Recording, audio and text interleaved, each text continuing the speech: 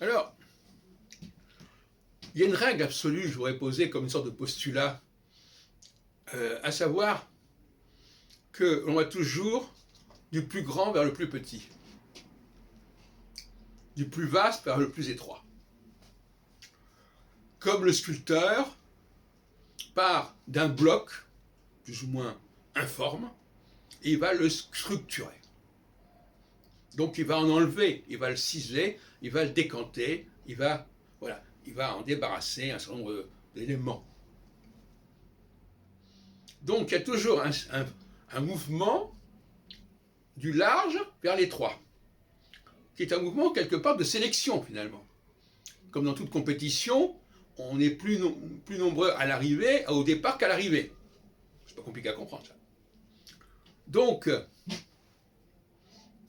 l'opposition entre astrologie maximaliste et minimaliste, puisque c'est le nouveau débat que je lance dans la communauté astrologique aujourd'hui en 2021, c'est de comprendre que le maximalisme, c'est le point de départ. On prend tout au départ, et puis petit à petit, ça s'affine, ça se décante. Et on décide de ce qu'on va garder et de ce qu'on ne va pas garder. Parce que le mot décider, c'est ça que ça veut dire. Chose qui va faire laisser tomber. Et donc, laisser de côté. Donc finalement, on ne va pas du plus petit vers le plus grand, mais du plus grand vers le plus petit. Ce qui veut dire aussi, au niveau de la théorie des cycles, qu'on va partir de la quadrature de l'équinoxe, qui est très large, qui accepte tout, le jour et la nuit, une chose et son contraire, à quelque chose de beaucoup plus pointu, qui est le solstice. Donc la phase de quadrature doit précéder la phase de conjonction ou d'opposition. Ça a déjà été abordé. Donc, toute la question est de savoir qu'est-ce qu'on garde de ce qui était là au départ.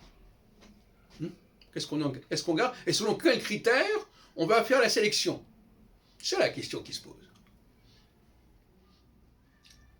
Et à ce moment-là, quand on vous dit il n'y a pas de raison de ne pas tout garder, là on est dans l'absurde. Parce que précisément la problématique, c'est justement de ne pas tout garder, de sélectionner. À partir du moment où on accepte l'idée qu'il faut sélectionner, le débat est ouvert.